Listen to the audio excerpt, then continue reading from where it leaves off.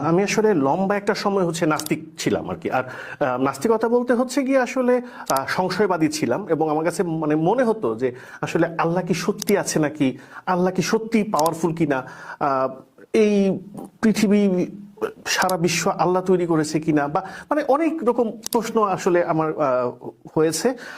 মানুষ কিন্তু আসলে যখন নাকি নিজে যেই পথে হাঁটে, ওই চলার পথে আসলে সে তার মতো করেই আসলে মানুষজনকে খুঁজে পায়। তো আমার সার্কেলও আসলে যারা আমার সাথে মিশেছে, তার বেশিরভাগই আসলে এরকম সংশয়বাদী ছিল, বা তার কাছে ওই রকম সলিড কোনো অ্যান্সার ছিল না যে আসলে আল্লাহ কি বা ধর্ম কি। তো সেই জন্য আমার চলার পথে আসলে লম্বা একটা সময়, প্রায় 30 বছর প্লাস আমি গিয়ে নাস্তিকতা বা সংশয়বাদিতার মধ্যে কাটাইছি। এবং এই রকমের মানুষ আসলে যেটা করে সাধারণত, সেটা তার কাছে আসলে হালাল হারাম না জায়েজ না জায়েজ এই ব্যাপারে কোনো আসলে বোধ থাকে না। তো আমি একটা সময়, আমি আমার এই সময়কার আগে প্রচুর সিগারেট খাইতাম। এটা যে খারাপ কিছু এটা মনেই হইতো না, কারণ আমার কাছে মনেই হইতো যে একটা ছেলে মানুষ তো সিগারেট খাবেই, এটা পার্ট অফ লাইফ। তো এরকম একটা লাইফ ছিল।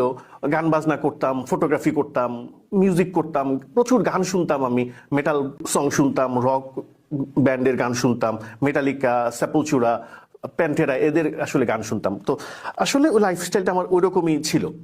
তো হঠাৎ করে এবং আমার ওয়াইফও আসলে চারুকলা থেকে অনার্স মাস্টার্স করা, ড্রয়িং এন্ড পেইন্টিং এ, পেইন্টিং তার গিয়ে একদম ধ্যান জ্ঞান। তো আমার বিয়ের অনেক বছর পরে যখন নাকি আমার ফার্স্ট বেবি হয়, তখন আমার ওয়াইফ গিয়ে আসলে প্রায় 20-25 দিনের মতো হসপিটালে ছিল। তার আসলে অনেক কমপ্লিকেসি হয়েছিল আর কি ফার্স্ট বেবি হওয়ার সময়। এবং ওই সময় তার মোটামুটি 5-6 ব্যাগ ব্লাড দেওয়া লাগছে, হাসপাতালে থাকতে হয়েছে। আমাদের বনশ্রীতে ফরাজি হাসপাতালে ছিল, তারপরে তাকে এখানেও প্রপার ট্রিটমেন্ট হবে না বলে তাকে হলি ফ্যামিলি হসপিটালে ট্রান্সফার করা হয়েছে। হলি ফ্যামিলি হসপিটালেও আসলে সে অনেকদিন ছিল।